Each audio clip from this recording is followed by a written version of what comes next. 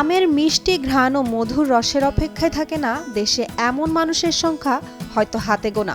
বৈশাখ জ্যৈষ্ঠ মাসের পুরো সময় জুড়ে চলে আম মৌসুম। চাঁপাইনবাবগঞ্জের আমের স্বাদ এখন দেশের গণ্ডি পেরিয়ে বিদেশেও ছড়িয়ে পড়েছে। তবে প্রায় ১.৫ দশক ধরে আমের রাজধানী খ্যাত চাঁপাইনবাবগঞ্জ অঞ্চলের চিত্র প্রায় পাল্টে গেছে। আমার এই আমের যে অভিজ্ঞতা সেটা বাপদাদার কাছ থেকে পাওয়া, যেহেতু চাঁপাইনবাবগঞ্জ জেলা আমের জন্য বিখ্যাত এবং প্রত্যেকটা মানুষ আমের সাথে জড়িত। এই আমের চাষ বলেন, সব কিছু পরিচর্যা বলেন, প্রত্যেকটাই আমরা বংশ পরম্পরায় পেয়েছি। এখনো গাছে ও বাজারে পাওয়া যাচ্ছে এমন আমের একটি জাতের নাম বাড়ি ১১ ও কাটিমন। আশিনা শেষ হওয়ার পরও কাটিমন আম ঝুলছে গাছে গাছে। এরপর প্রকৃতিতে শীতের আমেজ নামলেও পাওয়া যাচ্ছে আরেক কাটিমন। থাইল্যান্ডের এই আমের ফলন পাওয়া যায় বছরে ৩ বার।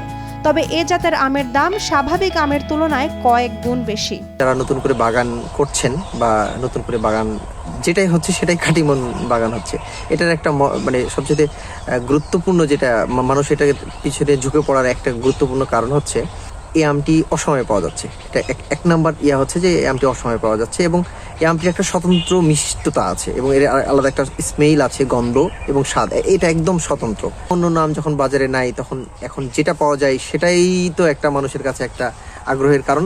কিন্তু তাছাড়াও এই আমটার মিষ্টতা বলতে গেলে না খেলে আসলে এটা ভাষায় প্রকাশ করা যায় না। বর্তমানে বড় ও দীর্ঘ হচ্ছে আমের মৌসুম। এটিকে আরো দীর্ঘায়িত করতে চলছে গবেষণা। পুরো বছর স্বাদ পাওয়া যাচ্ছে কাটিমনের। আমার একটু প্ল্যান ছিল, মানে শুনেছি যে অক্সিজেনে আম নাকি অনেক হচ্ছে, মানে বেকারত্ব দূর করার জন্য একটা প্রজেক্ট করতে যাচ্ছিলাম। সেক্ষেত্রে এই ভাইয়ের সাথে আমি এই বাগানে ঘুরতে এসেছি, নাকি অনেক আম আছে। তো বাগানটা পরিদর্শন করলাম, দেখলাম অনেক আম আছে, থোকায় থোকায় আম ঝুলতেছে।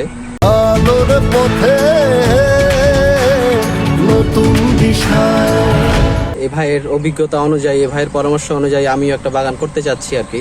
তো ভালোই লাগলো বাগানটা দেখতে। বাগানের মতো করে বাগান করতে চাই একটা। আগামী কালকে থেকেই এই ভাইয়ের পরামর্শ অনুযায়ী ছোটখাটো করে 10 বিঘার প্রজেক্ট একটা করার মন্তব্য নিচ্ছি আর কি। বেশ কয়েক জাতের আম বাগান গত 10 বছরে তৈরি করেছেন চাষিরা। তবে ভালো মূল্য না পাওয়ায় তারা ঝুঁকছেন আধুনিক আম ব্যবসার দিকে। এছাড়া শিবগঞ্জ উপজেলায় বড় বড় আম বাগান কেটে নাভি জাতের বাগান তৈরিতে ব্যস্ত বাগান মালিকরা। আমাদের উৎপাদন খরচই ওঠা খুব কঠিন হয়ে যাচ্ছিল। এই কারণে 12 মাসি বলি বেনানা, গোড়মতি, কাটিমন আম দিয়ে আমরা এখন আশার স্বপ্ন দেখছি, আশার সঞ্চার জাগছে যে আমরা এখান থেকে উত্তরণ ঘটবে।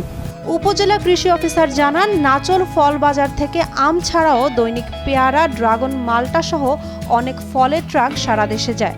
কৃষি সম্প্রসারণ অধিদপ্তর সহ বাংলাদেশ সরকারের নির্দেশনা মোতাবেক আমের যেটি মৌসুম আমাদের দেশে রয়েছে, এই মৌসুমকে সম্প্রসারণের জন্য নিরলসভাবে কাজ করে যাচ্ছে। এই জন্য গবেষণা প্রতিষ্ঠান সহ বিভিন্ন উৎস থেকে আমরা নতুন নতুন জাত আমরা পাচ্ছি এবং এই জাতগুলো দেখা যাচ্ছে যে আমাদের জুন জুলাই আমাদের স্বাভাবিক জাত হলেও আমাদের যে নতুন নাবি জাতগুলো আসছে সেটা আমরা সেপ্টেম্বর অক্টোবর পর্যন্ত আমরা কিন্তু আম পাচ্ছি।